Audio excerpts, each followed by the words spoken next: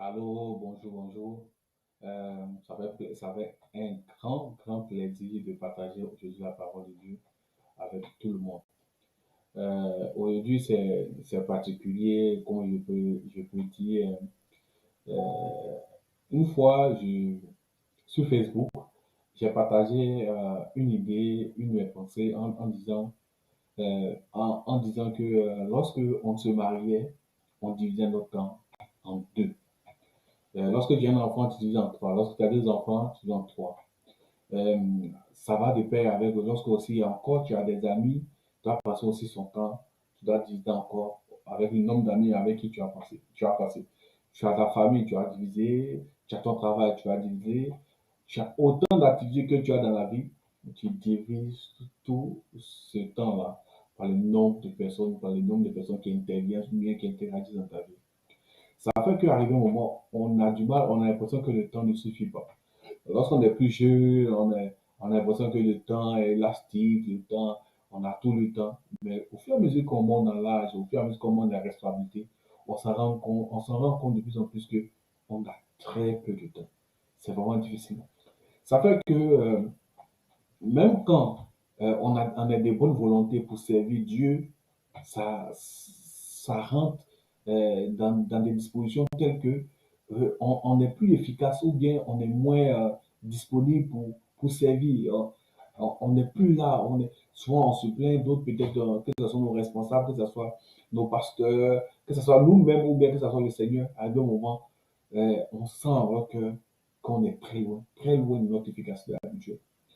Et c'est en ce moment-là qu'on se rappelle de la parabole du Seigneur dans Luc chapitre 8. Voilà, dans Luc chapitre 8, où Dieu parlait de la parabole du Seigneur. On se rappelle tous des quatre terres. En ce moment-là, lorsque le Seigneur est en train de parler des quatre terres, nous tous, on avait l'impression d'être la seule bonne terre. On se disait que les trois autres terres, ça ne nous intéressait pas. Mais au fur et à mesure que la vie avance, on se rend compte que c'est pas évident d'être forcément la terre fertile, productive, et qu'il y a des moments, il y a des saisons de la vie où tu es moins productif, ou bien, depuis un certain moment, tu n'es plus du tout efficace. Et en ce moment-là, tu te tournes en te disant, quel type de terre peut-être je suis? Et je me rends compte on est beaucoup dans le cas où on est cette terre où le Seigneur parlait de la graine qui est semée, mais c'est une terre qui est rocailleuse, où il y a des cailloux, où quand le soleil arrive, le soleil frappe tellement cette graine-là que cette graine n'arrive pas à produire des fruits. Et le Seigneur avait dit que cette terre-là, ce cas était en fonction des soucis de la vie. C'est-à-dire qu'il y avait tellement de soucis de la vie qu'on n'arrivait pas à produire les résultats. Effectivement, c'est ce qui se passe actuellement dans notre vie la plupart du temps. Que tu sois dans la diaspora, ceux qui sont dans la diaspora, là, c'est encore plus grave. Parce que là, tu cours, et les heures, on court, et arrivé un moment, on a du mal. Tu pries, tu te rends compte, peut-être tu vas prier, tu vas te repentir, tu vas te repentir, mais c'est les mêmes choses, les mêmes choses, les mêmes choses. Parce que tu ne peux plus changer certains éléments. C'est comme des équations. Pour changer, pour gagner du temps, il faut perdre certaines choses. Ouais, les choses que tu ne peux pas perdre. Tu ne peux pas perdre ton travail, tu ne peux pas perdre ta famille, tu ne peux pas perdre ta femme, tu ne peux pas perdre, tu peux pas perdre ton mari, tu ne peux pas perdre tes enfants, tu ne peux pas perdre peut-être l'église, tu ne peux pas perdre ta famille, ta grande famille, tu ne peux pas perdre des amis. Tu as beaucoup de choses que tu ne peux plus perdre. Peut-être aussi il y a des loisirs que tu as que tu ne peux plus perdre parce qu'une personne est censée aussi avoir besoin de loisirs. Donc, à ce moment-là, comment faire pour pouvoir m'en sortir? Pour être efficace pour le Seigneur. C'est à ce moment-là que moi, je nous exhorte. Parce qu'avec le Seigneur, au fur et à mesure, je me suis rendu compte que Dieu nous donne aussi l'intelligence. Dieu nous donne aussi l'intelligence de comprendre certaines choses. Et de plus en plus, il y a des outils qu'on appelle des outils de productivité qui sont disponibles. L'outil de productivité nous permet de gagner du temps.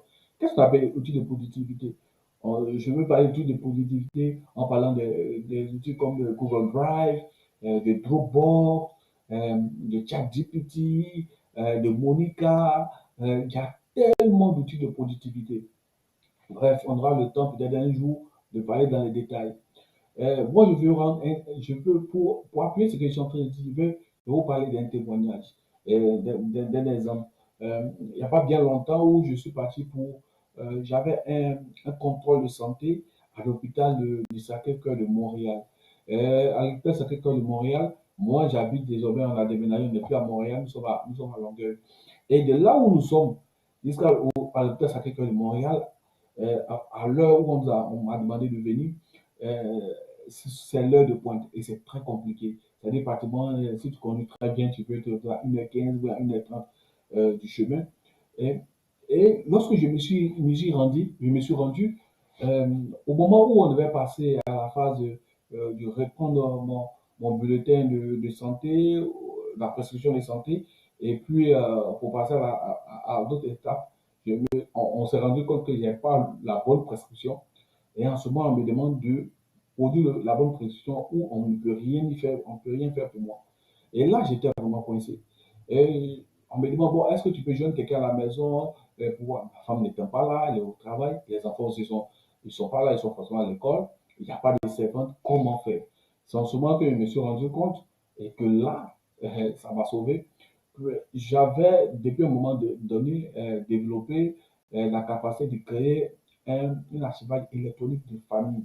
Ça veut dire créer une archive de famille. C'est-à-dire, de façon qu'on classe les dossiers physiques, j'ai aussi créé aussi des dossiers électroniques, mais dans le Google Drive, que je peux avoir accès sur mon portable à tout moment, partout dans le monde. Et heureusement pour moi qu'en ce moment, j'avais mis à jour mon Google Drive forcément, les archives de la famille, donc j'avais scanné et j'avais stocké dans le Drive.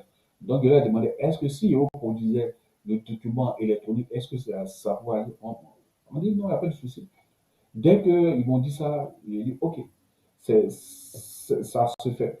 En 5 minutes, je vous assure, en 5 minutes, ou plus en 5 minutes, j'ai ouvert mon drive, je l'ai envoyé ça par mail. Je suis sûr que ça prend 3 minutes. Il extrapole en 5 minutes.